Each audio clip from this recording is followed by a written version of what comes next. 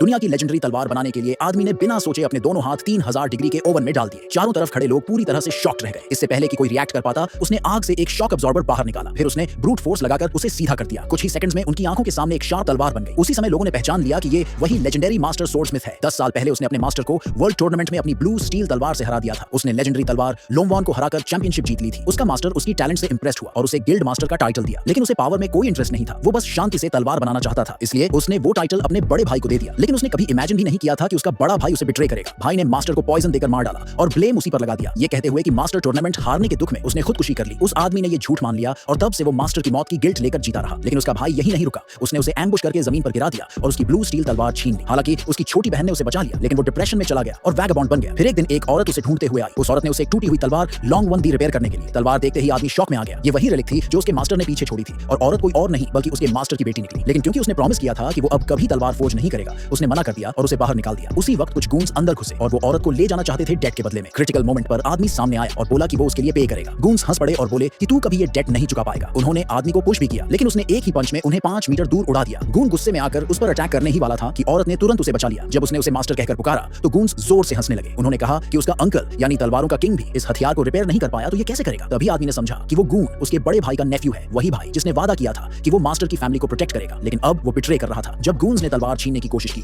तो आदमी से और सहा नहीं गया और उसने अपनी असली टेक्निक दिखा दी। वो गून पूरी तरह शॉक में आ गया और भागते वक्त बस कुछ धमकियां देकर चला गया। तभी उस औरत का भाई वहां आ पहुंचा। दोनों को लगा कि आदमी ने तलवार रिपेयर कर दी है, लेकिन उसने सच बता दिया कि उसने बस ब्रूट फोर्स से उसको जोड़ दिया है। ये सुनकर उसका ब्रदर उसे फटे पुराने कपड़ों में देखकर हंस पड़ा और बोला कि तू मास्टर नहीं हो सकता। लेकिन आदमी ने कोई बहस नहीं की, उसने बस अपने मास्टर की गुडनेस याद की और ये तय किया कि लॉन्ग वन तलवार उसके भाई के हाथ में न जाए, इसके लिए वो उसे सही से रिपेयर करेगा। ऐसे ही वो सब लोग मास्टर की पुरानी फौज पर लौटे। वहां उसकी गंदी हालत देखकर मास्टर की वाइफ ने उसे पहचान ही नहीं पाया। उसी समय बड़ा भाई भी वहां आ गया जिसे उसने इनवाइट किया था। भाई ने घमंड से कहा कि वो दुनिया के टॉप 50 फोर्जर्स में से एक है और इस तलवार को रिपेयर करना तो उसके लिए बहुत ईजी है। उसने वेल्डिंग मशीन निकाली, लेकिन आदमी ने तुरंत उसे रोक दिया। उसने कहा कि मशीन से तलवार खराब हो जाएगी और सरफेस पर क्रैक्स आ जाएंगे। भाई ने उसकी बात इग्नोर की और वेल्डिंग शुरू कर दी, लेकिन उसी वक्त तलवार टुकड़ों में टूट गई। जब सब लोग होपलेस हो गए तभी फिर से गूंस वापस आ गए। उन्होंने सोर्ड किंग से कांटेक्ट किया था और उन्हें शक था कि ये आदमी वही लेजेंडरी ब्रोकन सोर्ड किंग है। उसे पकड़ने के लिए उन्होंने औरत को ट्रैप बनाया और डेट की बात की। जब वो लोग डेट नहीं चुका पाए तो गूंस ने फॉर्जिंग ड्यूल का चैलेंज दे दिया। कंपटीशन शुरू हुआ तो आदमी ने औरत को सिर्फ कुछ मेटल स्क्रैप्स दिए ताकि वो उससे तलवार बनाए। 1 घंटे बाद उसका छोटा भाई जल्दी में फ्रेशली फॉर्ज्ड तलवार लेकर आया और उसे काले आयरन स्टोन पर मारा। तलवार तुरंत टूट गई और सब उस पर हंसने लगे। फिर बड़े भाई की बारी आई। उसने एक्सपेंसिव स्टील से बनाई हुई तलवार निकाली और पत्थर पर जोर से मारी। स्टोन थोड़ा क्रैक हुआ और वो खुश होकर मुस्कुराया, लेकिन आदमी ने कहा कि वो हार चुका है। सब लोग कंफ्यूज हो गए, ये कैसे हार सकता है अगर वो दुनिया के टॉप 50 फॉर्जर्स में से एक है। तब आदमी ने समझाया कि उसने हाई कार्बन स्टील तो यूज किया, लेकिन ज्यादा हीट से कार्बन इवेपोरेट हो गया और अंदर की स्ट्रक्चर कमजोर हो गई। किसी ने उसकी बात पर विश्वास नहीं किया, लेकिन जब उन्होंने पत्थर से तलवार निकाली तो पता चला कि वो पहले ही डैमेज हो चुकी थी। फिर भी औरत को भरोसा नहीं था कि वो जीत पाएगी। सब लोग डीमोटिवेटेड हो गए। उसी समय आदमी आगे बढ़ा। वो अकेला ही जलती हुई फौज के पास गया और 3000 डिग्री की आग में बिना हेजिटेशन के अपने हाथ डाल दिए।